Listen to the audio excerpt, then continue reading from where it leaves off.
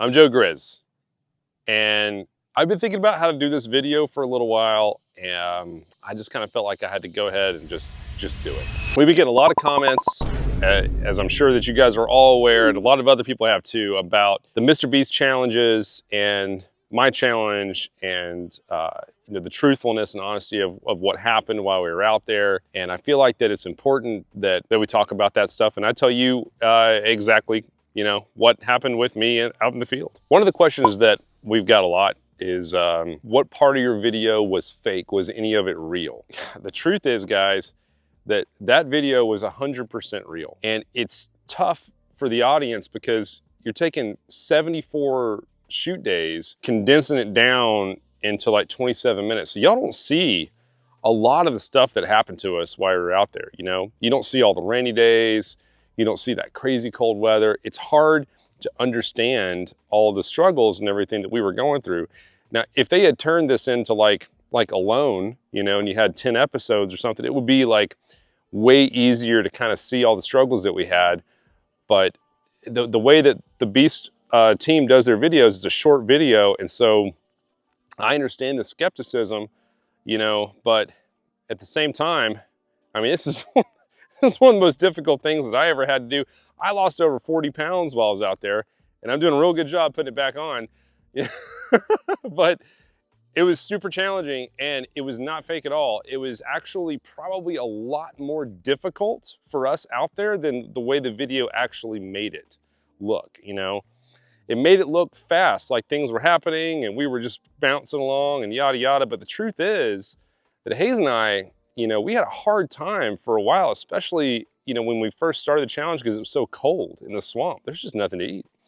It was very, very, very tough from a calorie standpoint. And, I can't tell you, I mean, it was super challenging and far more real for us than it was for the viewers. None of this challenge was rigged.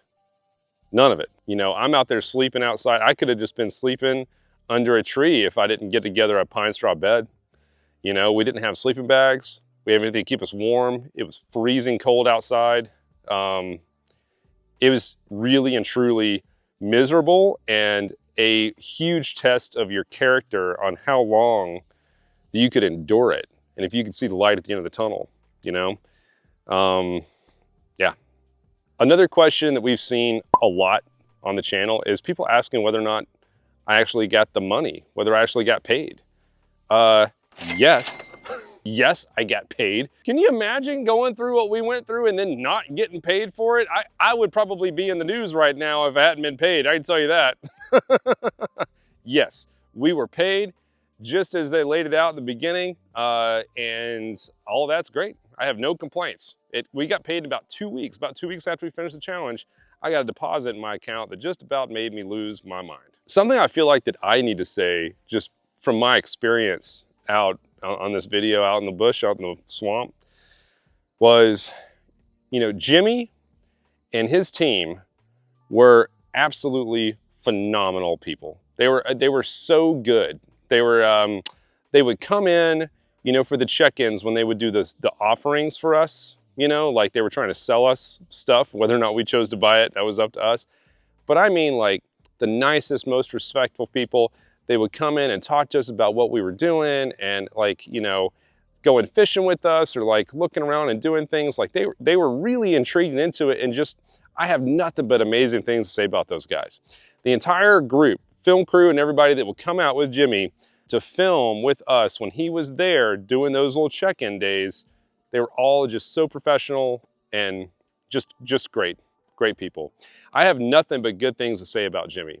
Jimmy is, in my mind, for his age and what he's accomplished and everything that he's given back, I mean, I don't know if you can find a more genuine person. I mean, you'll have to think that this guy has had his entire life on the internet since he was probably like 16 years old, 17 years old. I mean, you can't get more transparency, in character from any other way than that. I mean, you guys, the world knows more about Jimmy than he probably knows about himself. And there is just nothing rotten laying under a log somewhere. I mean, this guy is just a genuine good human being. I don't know what else to say. It really breaks my heart when I see all this terrible criticism about him, because, you know, he does such an amazing job in giving back to the communities that he gives back to is just ridiculously awesome. I mean, find a billionaire. I know Jimmy's not quite a billionaire. Maybe he's close now. I hope he is. He deserves it. Find a billionaire that gives back in the way that Jimmy does. You're not going to. He's not trying to go to the moon like Bezos. I mean, you know, he's like building wells and houses for people like that live in impoverished countries that need help. Like, he's doing good things. It's, yeah, just good guy, good human being. So how did I get on the MrBeast video? You know, there's a lot of scrutiny around the way that he's casting and all this stuff and yada, yada, yada. Y'all, I don't know anything about it. I applied online through the casting portal a while back, and to be honest with you, I got super lucky. I think they may have liked my name. It's worked out for me in things in the past. I don't know. I got crazy lucky. I got picked, and you know, it's completely unexpected. Like, completely out of the blue, unexpected, amazing opportunity. Of course I said yes. I mean, who wouldn't? We were out in the middle of a swamp, right? We're in a pretty deserted area. Looking back on the area that we were in, it's around 600, 650 acres. And, you know, we had between 50 and 100 acres above ground. It's really hard to tell because lots of little pods that are above water, you know, things like that. But most of it was underwater. And that presents to any company that's trying to do a survival challenge a lot of safety concerns and safety issues, you know. Within reasonable distance, there was a team of people that could get to us in case there was an emergency. I'll put it that way. You know, and that's the case with any survival challenge. It doesn't matter what it is. You look at like Alone, you know, those guys can get on their phone, their little sat phone, they can push a button and there is gonna be a boat out there in like 15 minutes. I mean, or a helicopter. You know, you have to have accessibility because you don't want somebody to get injured and die, you know, from a snake bite or something like that, you know, if they need to have emergency services. So they did have emergency services out there for us, like, you know, like all the other shows do. One question that's really kind of been repeated over and over that's kind of hit me hard, because I feel personally like it was my greatest achievement out in the woods, was, did you get dysentery?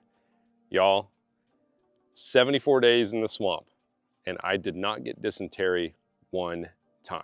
I can't tell you how difficult that is and what an achievement that is.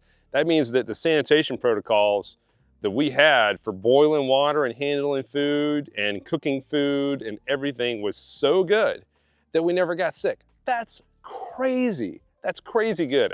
That to me is more impressive than basically any of the other feats that we accomplished out there, because that is damn near impossible. People have asked me if I had training for wilderness survival, and I haven't really had formal training for it. I've always just camped and hunted and fished, and I've been interested in bushcraft. That's kind of been a hobby for a while, you know, doing primitive skill work and things like that. But it was more of a self-interest than anything else. I never really had like I never took a class or had like any formal instruction. So it's been just about 4 months since we finished the challenge. And I kind of wanted to give y'all a little bit of an inside update on, you know, how I'm doing mentally, physically, what's going on in my life, and, you know, all those things. I feel like that after 4 months, I think I'm mentally like making a strong turn where I'm able to focus more on day-to-day activities and multitask a little bit better. My memory's gotten a lot better. You know, spending that much time fasting, you know, your body pulls a lot of calories from everything. And it definitely pulled some calories from my brain matter. And I was a little concerned about it at first, but it's almost like getting long COVID or like COVID fog, you know. But I'm finally over that, and I'm feeling a lot more confident and aware, and, you know, able to make better decisions and multitasking, which is really important when you're starting a company. There's a lot of stuff going on. Physically, after 4 months, I've been back in the gym and working out and exercising, building some of that muscle back that I lost. I still don't feel quite as strong as I did when I left. I still got a little ways to go with that, but I feel like that I'm back enough to be able to function like a normal person. You know, it's more of like the little things that I'm trying to grow now muscularly, like, you know, better balance and core strength and things like that. Let me just give you guys a little preview of a day in the life of Grizz. And let's talk about what a Thursday looks like. That's a perfect example.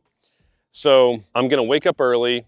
I'm trying to get out of bed, even though my body's fighting that a little bit. Some days I don't do so well, but I try to get up like around 5:30 or 6 in the morning and go to the gym. I go and get some exercise, get the blood flowing. I come home, you know, eat some breakfast and start the day. Generally what happens is after I get back from the gym, my brewer and business partner comes over, Aaron, around 10 in the morning, and we sit down and we go over kind of everything that we're working with for the week that week, like all the goals that we have, all the meetings. You know, there's a lot of things happening right now with the business, and there's just a lot of involvement from sourcing furnishings to, you know, making sure that we have installation agreements on set to make sure that all these, a lot of little parts that are going into play. There's lots of deadlines and timeline, very time-specific things that are happening. So it gives us, you know, a few hours every day to sit down and go over those and make sure that we're checking all of our boxes. So then in the afternoon, you know, Ethan and I will sit down and we'll go over social media and plan videos and talk about, you know, the social media strategy. I'll generally have a phone call with a company that outsources my merchandise, talking about sales orders and things like that.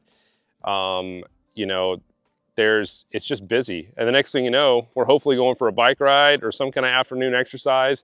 And it's like, whoosh, it's 9 p.m. and it's time to start it all over again. You know, it's crazy. And it doesn't stop, but I love it. And it's, you know, I wouldn't change anything for the world. I love it. Things are moving forward a lot faster than they ever have. And that's super, super exciting. So it's really cool to see the momentum gathering. I mean, this ball is like getting bigger and bigger and rolling faster and faster. And I'm just hanging on for the ride. It's crazy. You know, we were just at a First Friday concert in downtown Monroe, and like people, I'm recognized, even though our business isn't open yet. They see me and they know who I am. People are yelling, Grizzle Beer. You know, they're so excited to have us down there. It's awesome. And there's probably like 4,000 or 5,000 people out at this concert. And it was just so cool. You know, I'm like, man, this town is so great. I just can't wait to open up. Y'all, I hope that sheds some light into, you know, this experience that I had. And, you know, hopefully that answers some of the questions that you guys have had based around everything. I mean, there comes a point, you know, if you put stuff up on the internet, there's always going to be people that are scrutinizing and don't believe what they see, you know, and I get it. I mean, there's only so much that I can do to prove to you that, you know, that it was real. All I can say is, you know, if you don't believe me, let's go camping. You know, put your money where your mouth is. Come out to Georgia. I'll take you camping, you know, and we can hang out. And then maybe if you still don't believe me, I don't know. But, you know, that's the best I can do. That's all I got. Deer season's right around the corner. We're scouting. And we haven't been filming a lot of that because I don't know if that's what y'all want to see or not. But, you know, we can go hunting. We can go fishing. We can go camping. I don't know. We do whatever you guys want. Until then, have fun and be nice on the internet.